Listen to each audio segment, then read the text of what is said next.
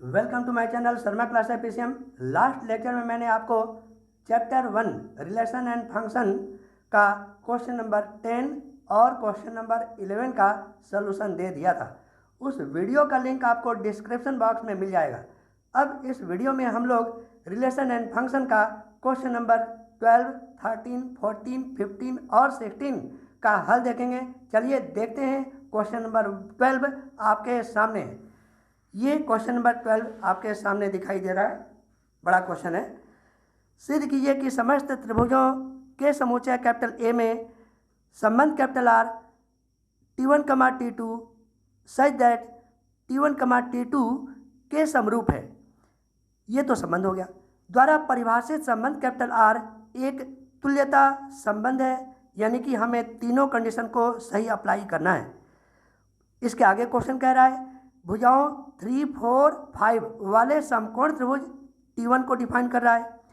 भुजाओं 5, 12 और 13 वाले समकोण त्रिभुज T2 त्रिभुज को डिफाइन कर रहा है तथा भुजाओं 6, 8 और 10 वाले समकोण त्रिभुज T3 पर विचार कीजिए।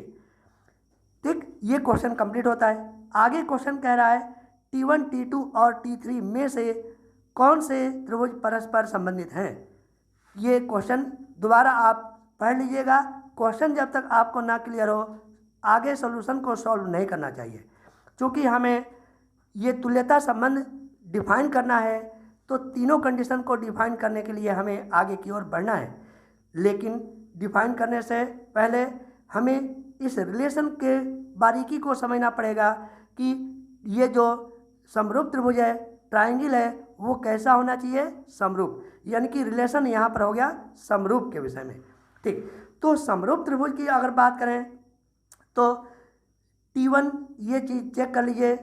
एक त्रिभुज है जिसकी भुजा 3, 4 और 5 ले लिया। एक दूसरा त्रिभुज ले लिया समकोण त्रिभुज जिसकी भुजा हो गई 5, 12 और 13, उसी के समरूप में दिखाई दे रहा है।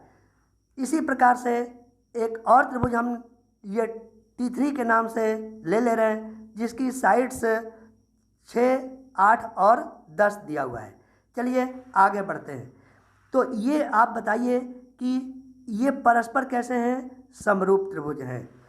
और चूँकि 3 स्क्वायर प्लस 4 स्क्वायर व 5 स्क्वायर या 5 स्क्वायर प्लस 12 स्क्वायर व 13 स्क्वायर तथा 6 का स्क्वायर प्लस 8 स्क्वायर और 10 स्क्वायर ये अप्लाई हो रहा है, इसीलिए हम यहाँ पर ये समकोण त्रिभुज को देख रहे हैं।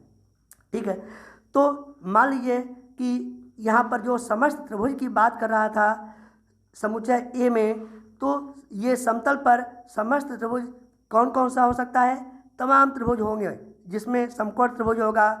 अलग अलग प्रकार के जितने भी त्रिभुज के प्रकार होते हैं वो सब के सब इसमें मौजूद होगा। बड़ा त्रिभुज, छोटा त्रिभुज, है ना। इस तरह से समरूप त्रिभुज भी उसी के अंतर्गत शामिल होगा। केवल उन्हीं को हमें अटेंड करना है जो कि आपस में समरूप त्रिभुज है। तो T1 ये और T1, T2, T3, T4 dotted बहुत सारे त्रिभुज हो गए। ये सेट ए में दूसरे वाले सेट ए के तरफ देखते हैं। T1, T2, T3, T4 dotted बहुत सारे त्रिभुज हो गए। इसमें केवल हमें उन्हीं त्रिभुजों के ये अटेंड करने हैं जिनके जो ये इनकी साइड्स हैं, पहली बात कि इनके रिलेशन में हों, और दूसरी बात क्या है यहाँ पर कि ये यहाँ पर तुल्यता संबंध को डिफाइन करें। चलिए आगे बढ़ते हैं।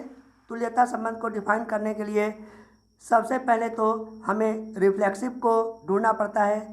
तो रिफ्लेक्सिव में T1, T2, T1 का T1 से रिलेशन, T2 का T2 से रिलेशन, T3 का T3 से, T4 का T4 से डॉटेड यानी आइडेंटिकल वाले एक साथ लिख दिए। फिर ये इन्वर्स वाले T1 का T2 में और T2 का T1 में रिलेशन होना चाहिए।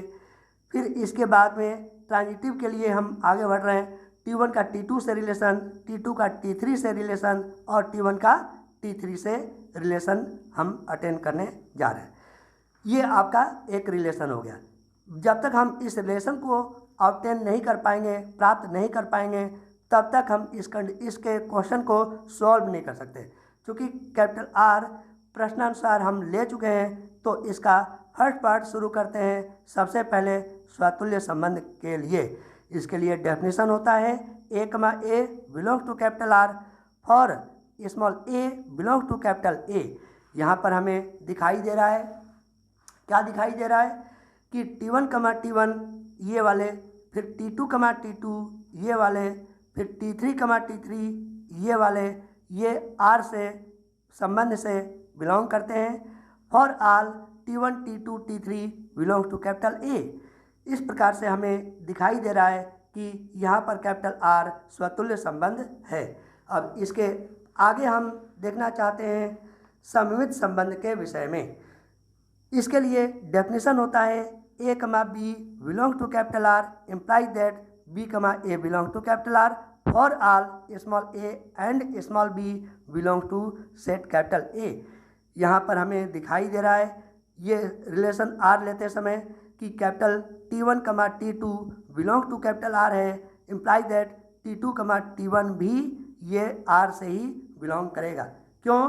क्योंकि यहाँ पर समरूप त्रिभुज की बात कर रहा है कि ये T1 त्रिभुज T2 के समरूप हो तो स्वाभाविक है T2 त्रिभुज T1 के समरूप होगा, यही रिलेशन R है। तो इम्प्लाई दैट यहाँ पर कैपिटल R सममित संबंध हो गया। अब आगे क्या देखना चाहते हैं संक्रामक संबंध के विषय में। इसके लिए डेफिनेशन होता है a, b belong to capital R and b, c belong to capital R imply that a, c belong to capital R for all small a, small b, small c belong to set capital A। यहाँ पर हमें दिखाई दे रहा है कि यहाँ पर देखिए समरूप को अटेंड करने जा रहे हैं। T1 T2 के समरूप है तथा T2 T3 के समरूप है, तो स्वाभाविक है कि T1 T3 के समरूप होगा। ठीक, यही रिलेशन में दिया भी था। इस प्रकार से हमें दिखाई दे रहा है कि कैपिटल R यहाँ पर संक्रामक संबंध को डिफाइन कर रहा है। इस प्रकार से हमें पता चल गया कि दिया गया कैपिटल R ये वाला जो संबंध है जो लिखा हुआ है वह कैपिटल R यहाँ में तुल्यता संबंध को ये सपोर्ट कर रहा है, ये तुल्यता संबंध डिफाइन करने में सक्षम है यह संबंध। सेकंड पार्ट कह रहा है कि इसमें जरा चेक कर लीजिए इस कंडीशन को देखते हुए कि T1, T2 और T3 में से कौन से त्रिभुज परस्पर एक दूसरे को रिलेट कर रहे हैं, संबंधित हैं। तो इसके लिए सेकंड पार्ट में मान लीजिए कोई रिलेशन T1, T3 ले रहे हैं, जिसके T3 त्रिभुज के जो साइड्स हैं 6, 8 और 10 और T1 के साइड्स हैं, ये साइड्स क्या हैं 3 और 4 और 5। जरा इनका ऊपर से नीचे तक ये जरा रिलेशन ले लीजिए। 6/3 इक्वल टू कितना होता है 2, 8/4 कितना होता है 2, 10/5 कितना होता है 2, ये सब के सब ये 2 के बराबर है। बस इसी से हमें जवाब मिल रहा है कि T1, T2 और T3 में केवल T1 और T3 ही समरूप त्रिभुज है ये, लेकिन T2 ये जो है वह समरूप त्रिभुज को डिफाइन नहीं कर रहा है, क्योंकि अगर ऐसा होता तो इनके जो साइड्स थे वो किसी और के साथ समानुपाती हो जाता। लेकिन यहाँ पर हम देख रहे हैं कि केवल T1 और T3 ही इनकी परस्पर भुजाएं समानुपाती हैं, किसी और के द्वारा समानुपाती नहीं है। जरा चेक करके देख लेते हैं समानुपाती की अगर बात करें तो T2 के जो साइड हमें गिवन है वो 5, 12 और 13 है।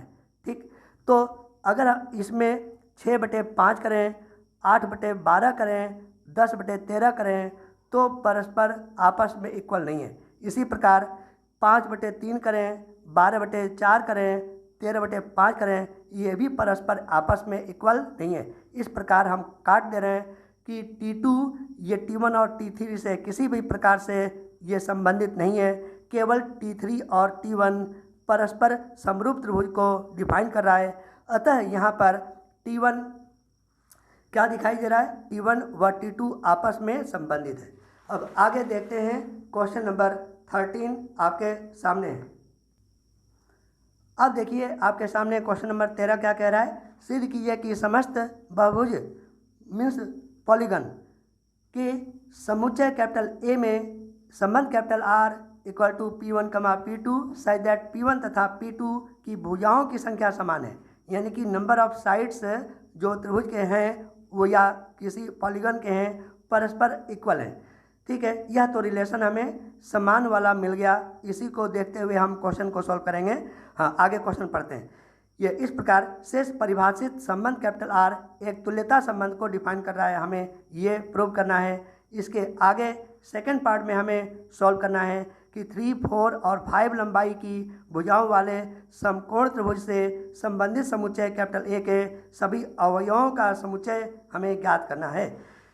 इसके लिए हम सॉल्यूशन को आगे बढ़ाते हैं कि बहुभुज में ये 3 साइड की लाइनें परस्पर जुड़ी हुई हो सकती हैं, या 4 साइड की लाइनें परस्पर जुड़ी हुई हो सकती हैं, या 5 लाइनें परस्पर जुड़ी हो सकती हैं, या 6 लाइनें परस्पर जुड़ी हो सकती हैं, या 7, 8, 9। इनको हम क्या कहते हैं जनरल तरीके से?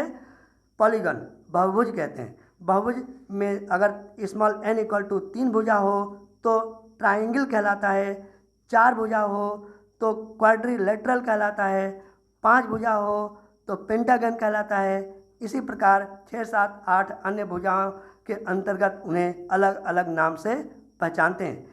चलिए, इस क्वेश्चन को आगे बढ़ाने से पहले हमें रिलेशन दिया हुआ था, यहाँ पर इसको हम सर्किल के रूप में घेर दिए हैं, समान के रूप में।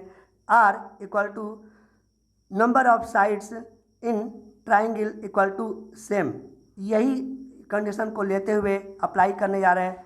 मान लीजिए कि यहाँ पर ये पॉलीगन जो है P1, P2, P3 डॉटेड अनंत बहुत सारे ये पॉलीगन मिल गया। इसी प्रकार से दूसरा ये सेट कैपिटल A में पॉलीगन हम ले रहे हैं, P1, P2, P3 डॉटेड बहुत सारे अन्य और भी एलिमेंट कैपिटल A में मौजूद हैं। चूँकि हमें इसमें तुल्यता संबंध को डिफाइन करना है, क्वेश्चन जरा चेक कर लीजिए। तुल्यता संबंध को डिफाइन करने के लिए हमें रिलेट करना है तुल्य को, इसके बाद में सममित संबंध को, इसके बाद संक्रामक संबंध को। ऐसा कंडीशन हमें लेना चाहिए इसमें जो तीनों को संतुष्ट कर सके। तो इसके लिए हम क्या रिलेशन ले रहे हैं? यह स्वतुल्य के लिए संबंध हम ले रहे हैं P1 P1, P2 का P2 से, P3 का P3 से।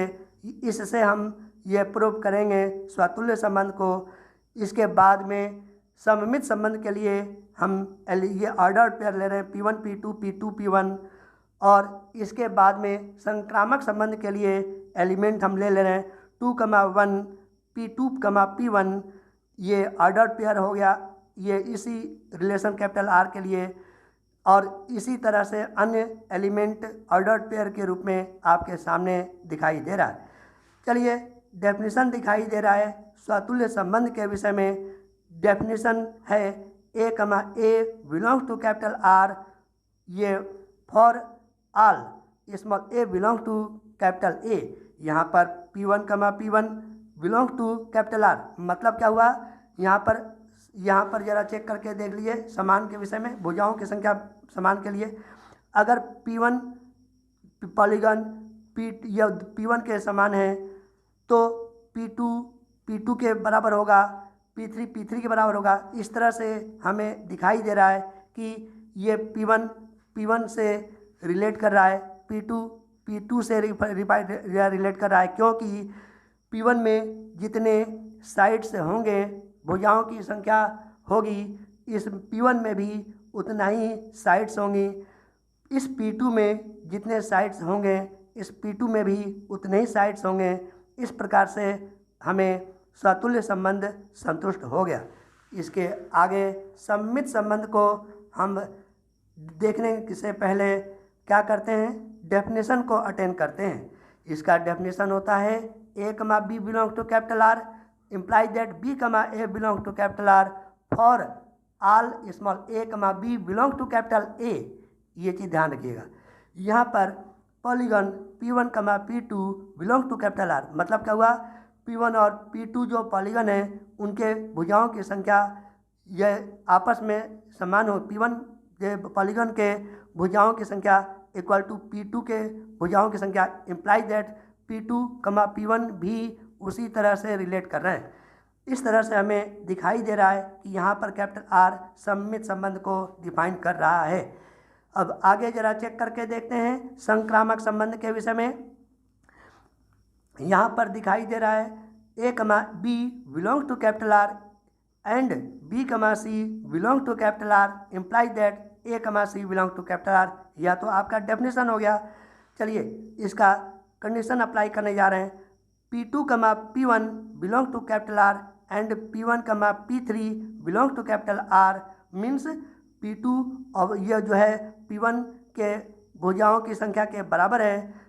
इसी प्रकार से P1 और P3 में भी भुजाओं की संख्याएं आपस में बराबर है, तो ज़रूरी हो जाता है कि ये P1 और P1 इक्वल होने के कारण P2 और P3 भी उसी ये बराबर भुजाओं की संख्या के द्वारा पॉलीगन को निरूपित करेगा।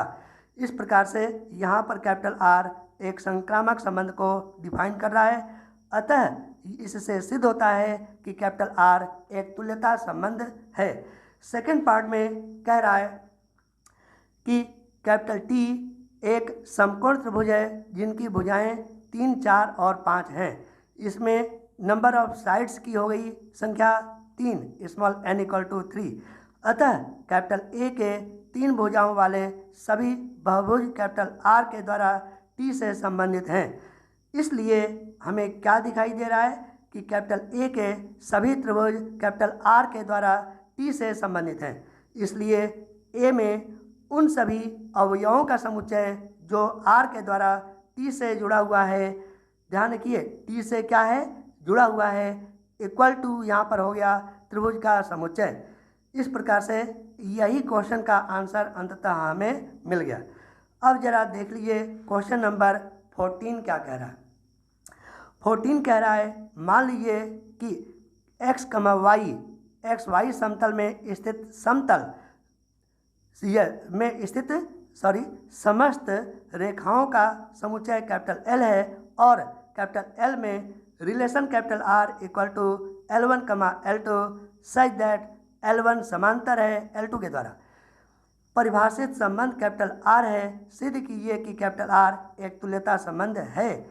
और सेकंड पार्ट में हमें सिद्ध करना है कि रेखा y इक्वल टू 2x + 4 से संबंधित समस्त रेखाओं का समुच्चय क्या होगा, इसी को भी हमें ज्ञात करना है। तो जरा रिलेशन का मेन मकसद हमें ढूंढना है कि रिलेशन R में कैसा रिलेशन हम लेके चलना चाहते हैं। यहाँ पर दिखाई दे रहा है लाइन L फॉर, कहीं पर भी L दिखेगा तो लाइन समझ लीजिएगा। तो यहाँ पर हमें दिखाई दे रहा है कि ये जो रिलेशन है वह समांतर का है। तो L1 समांतर है L2 के। यहाँ L1, L2 का मतलब क्या हुआ, L1 समांतर है L2 के। अब इस क्वेश्चन को आगे बढ़ाने के लिए फर्स्ट पार्ट आपके सामने है। गिवन है according to given problem A equal to L1, L2, L3 dotted, ये L1, L2, L3 और L4 ये सेट A में मिल गया मान लीजिए, और दूसरा ये भी A में मिल गया L1, L2, L3 up to L। चलिए इसमें गिवन एलिमेंट हमें मिल रहा है L1, L2, L3 डॉटेड। क्या गिवन है XY समतल में सभी रेखाओं मतलब लाइन का सेट यहाँ पर A मिल गया। दूसरी बात क्या गिवन है हमें, relation capital R equal to L1, L2 यानी L1 समांतर है L2 के। यही कंडीशन रिलेशन के रूप में गिवन है। तो इसी को देखते हुए हम क्या कहेंगे, L1 L1 के समांतर होगा। L1 अगर L2 के समांतर है तो L2 L1 के भी समांतर होगा। और अगर L1 ये आपस में समांतर है तो ये तो L1 L3 के भी समांतर हो गया। इसी प्रकार L2 और L3 भी आपस में समांतर होगा। तो सोच समझ करके एक रिलेशन हमने अटेंड कर लिया। तो इसमें इन दोनों को, इसको पहले अटेंड कर लेते हैं स्वतुल्य संबंध को। यहाँ पर हमें रिलेशन जो हमने लिया है दिखाई दे रहा है L1, L1 परस्पर समांतर रेखा है, पैरेलल लाइन है for all line L belongs to capital A। इस बात को और ज़रा ध्यान दीजिए, इस तरह से जो हम चिन्ह बनाते हैं मैथमेटिकल हिसाब से उसको पैरेलल लाइन यानी कि समांतर के रूप में प्रदर्शित करते हैं। इसी का इस्तेमाल हम आगे करने वाले हैं। तो by definition L1, L1 identical की बात मैं कर रहा हूँ ये बिलोंग्स टू कैपिटल आर का मतलब क्या हुआ, ये वाला L1 यह लाइन L1 के समांतर है। तो यही हमें स्वतुल्य संबंध को डिफाइन कर रहा है। तो हम क्या लिखना चाहेंगे यहाँ पर, इम्प्लाई दैट कैपिटल आर स्वतुल्य है, स्वतुल्य है, स्वतुल्य है। चलिए ये सिद्ध हो गया। अब आगे हम सममित संबंध को डिफाइन करने जा रहे हैं। इसके लिए सीधे सीधे जवाब देखते हैं। L1, L2 belong to capital R, इसको रिवर्स कीजिए तो L1, L2, L1 भी परस्पर समांतर होगा। जरा सही से बारीकी से चेक कर लीजिए, दोबारा हम बोलने जा रहे हैं। यदि L1 L2 के समांतर है, यहाँ जैसा कि दिखाई दे रहा है रिलेशन के अंतर्गत, तो L1 L2 के समांतर होने के कारण L2 L1 भी आपस में समांतर होगा। यही सममित संबंध का रिलेशन है। अब स्टेप आगे बढ़ाते हैं संक्रामक संबंध मीन्स ट्रांजिटिव रिलेशन के विषय में। यदि L2 L1 के समांतर है L1 और L1 L3 के समांतर है, तो जरूरी हो जाता है कि रेखा L2 L3 के भी समांतर होगा। बारीकी से फिर से चेक करिए। अगर रेखा L2 रेखा L1 के समांतर है और रेखा L1 L3 के समांतर है, तो ये तय हो गया कि रेखा L2 रेखा L3 के आपस में समांतर हो गया। इससे यह सिद्ध होता है कि यहाँ पर कैपिटल आर संक्रामक है। अतः उपरोक्त तीनों तथ्यों से ज्ञात होता है, ये तीनों इक्विवेलेंस होने के कारण यह तुल्यता संबंध को डिफाइन कर रहा है। सेकंड पार्ट आपके सामने है। यहाँ पर कह रहा है कैपिटल आर संबंध जो समांतर का है, संबंध यहाँ पर कैपिटल आर क्या है, समांतर का है। चलिए रेखा दिया हुआ है y = 2x + 4, तो y = 2x + 4 की रेखा हम किस तरह से ड्रा करते हैं। चलिए ये x एक्सिस है, ये y एक्सिस है और इस तरह से एक लाइन खींच देते हैं। यही ये यहाँ से और यहाँ तक 4 इकाई हो गई। इस रेखा की स्लोप पर जिसे हम प्रवणता कहते हैं 2 हो गई, तो यही रेखा हो गई। तो यहाँ पर सभी रेखाओं का जो समीकरण होगा वो ये हम किस तरह से लिख सकते हैं, capital R = x, y such that y = 2x + c, जहाँ c belong to capital R। ठीक, तो इस प्रकार से c की वैल्यू आप चेंज करते रहिए इस रिलेशन R के अकॉर्डिंग। जैसे 1 रखो, 2 रखो, 3 रखो, 4 रखो, ये सब ये रियल नंबर हैं। यहाँ पर कुछ भी रखेंगे सब के सब ये जो रेखा हम ड्रा किए हैं उसके समांतर ही सभी रेखाएं मिलेंगी। तो यही आपका आंसर आ गया। क्वेश्चन नंबर 15 आपके सामने है। कह रहा है मान लीजिए कि सेट कैपिटल A = 1 2 3 4 में रिलेशन कैपिटल R = 1, 2, 2, 2, 1, 1, 4, 4, 1, 3, 3, 3, 2, यह आपका रिलेशन हो गया। ठीक है, द्वारा परिभाषित संबंध कैपिटल आर है। तो निम्नलिखित में से सही उत्तर चुनना है कि यह रिफ्लेक्सिव होगा। उसके बाद में हम चेक करके देखेंगे ये ट्रांजिटिव होगा। इसके बाद हम ये चेक कर लेंगे सिमेट्रिक होगा। इनमें से चेक करने के आधार पर हम निर्णय अंततः कर पाएंगे कि capital A part, B part, C part और डी पार्ट में कौन सा पार्ट सही है। 4 पार्ट हमें दिया हुआ है इस प्रश्न में, उसमें से कोई एक पार्ट ही सही होगा। तो चलिए ए पार्ट क्वेश्चन ये हम एक बार पढ़ के देखते हैं। आर स्वतुल्य तथा सममित है किंतु संक्रामक नहीं।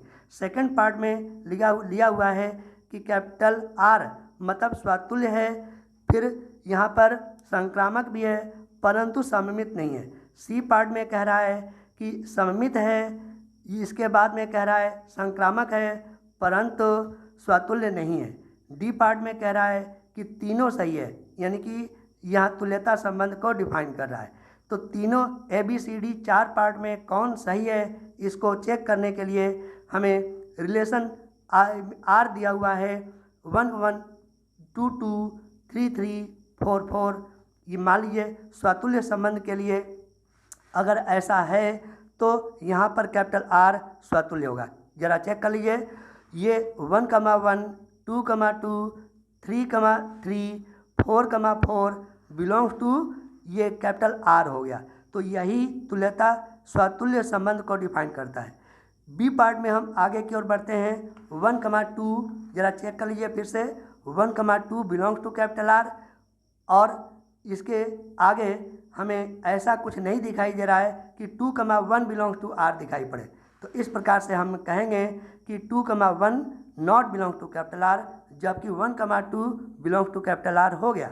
इस प्रकार से यहाँ पर कैपिटल आर सममित नहीं है। सी पार्ट में आगे की ओर बढ़ते हैं। जरा चेक करके देखिए। 1,3 बिलोंग्स टू कैपिटल आर और 3,2 बिलोंग टू कैपिटल आर, और लास्ट में 1,2 बिलोंग टू कैपिटल आर ये दिखाई दे रहा है। फिर से मिला लीजिए। 1,3 belong to capital R and 3,2 belong to capital R imply that 1,2 belong to capital R. इस प्रकार से हमें पता चल गया कि यहाँ पर कैपिटल आर संक्रामक है। इसलिए दिए गए जो चारों संबंध ये आंसर शीट के रूप में ए, बी, सी और डी में से कौन सा एक सही होगा, इसका विकल्प चुनना था। तो हमें पता चल रहा है कि विकल्प बी सही है। क्यों सही है? क्योंकि रिफ्लेक्सिव है, ट्रांजिटिव है, परंतु सिमेट्रिक नहीं है। देख लीजिए, रिफ्लेक्सिव सही हो गया और ट्रांजिटिव सही हो गया, परंतु सममित संबंध सही संतुष्ट नहीं कर रहा है। अंत में ये क्वेश्चन नंबर 16 भी देख लीजिए, आपके सामने है। मान लीजिए कि समुच्चय कैपिटल एन में capital R equal to A comma B such that A equal to B minus 2 comma be greater than 6। पूरा कंडीशन जरा याद रखने की कोशिश कीजिएगा।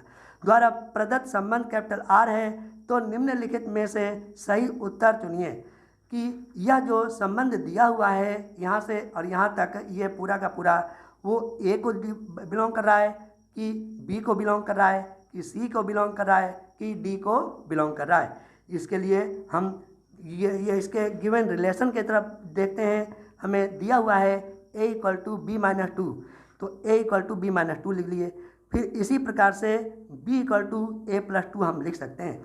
यहाँ पर कह रहा था कि बी का मान ये 6 से कम होना चाहिए, ये नेचुरल नंबर के अकॉर्डिंग। तो 1 2 3 4 5 ले सकते हैं। बी की वैल्यू क्या ले सकते हैं? 1 2 3 4 5 ले सकते हैं।